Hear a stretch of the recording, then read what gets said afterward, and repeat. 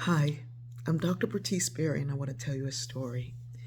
I recently shared a story about putting down the shame that I had around my son and the way I responded to my son um, every time he was arrested for simply fitting the description or for being with someone who was not doing the right thing and he was blamed for it.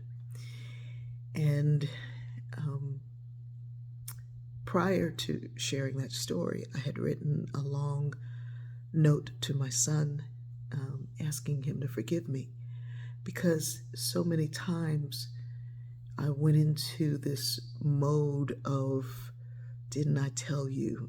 The mother thing that we tend to do when we're trying to protect our children from the systemic nature of racism and all that it impacts. It impacts every agency of socialization, from school to church to government.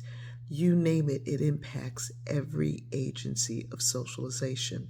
And that impact bears the weight down on our children um, and on us as well.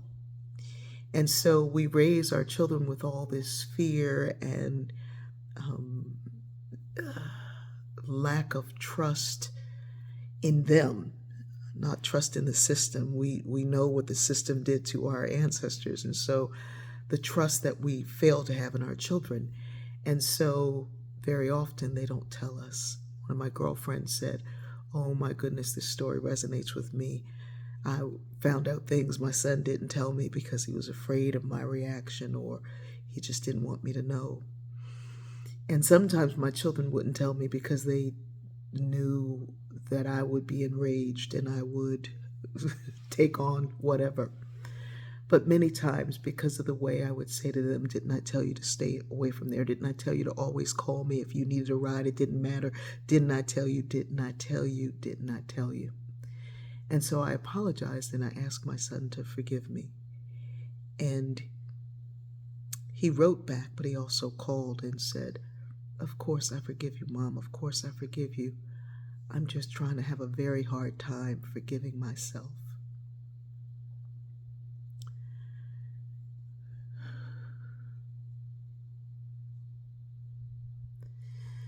And I said to him, "You forgive me, right?" And he said, "Yeah, of course, Mom, I do." I said, "I want you to take that same easy love and forgiveness that you have for me and use it to forgive yourself."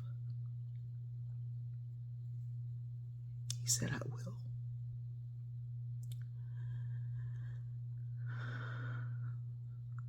I'm really talking to parents of black and brown children now.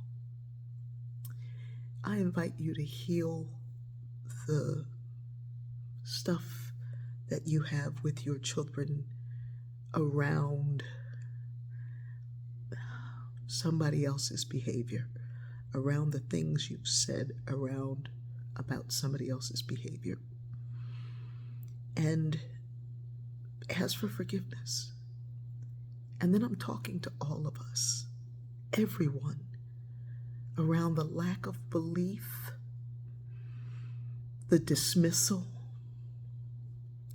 the "give me your stories so I can have them but do nothing with them," the lack of action that we've had around the hearing, because telling these stories is not an easy thing to do.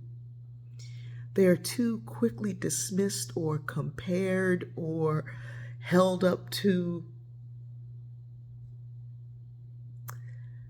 something that only compares to it once. And you live it every day. Someone shared a story that was so honest and real, it brought me to tears.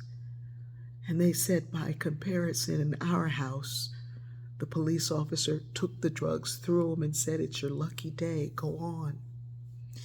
And by telling that story, it enables us to see why you have a hard time believing. because the truth for you is so extreme in the other direction that it would be hard to comprehend the truth so far the other way. That can't have happened. How can this be?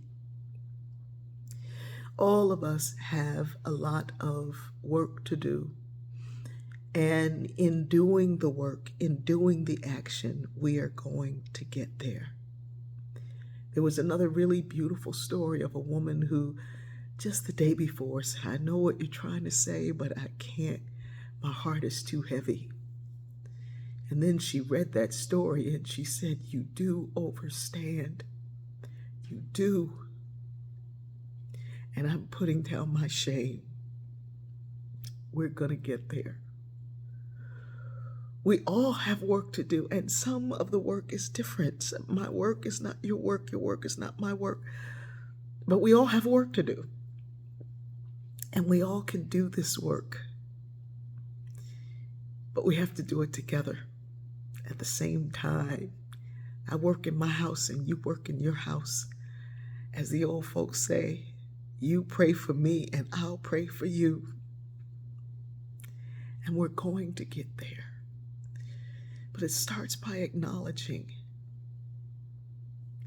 our past actions, our own. And what I just said is past. I don't have to go that far back.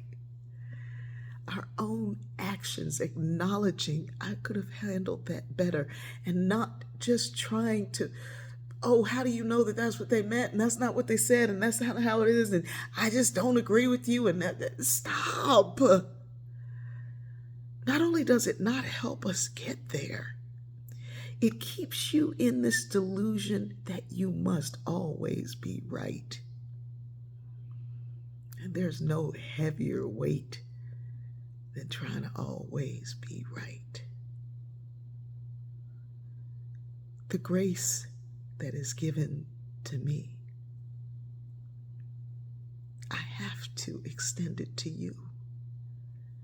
Because that's how grace grows. I love you.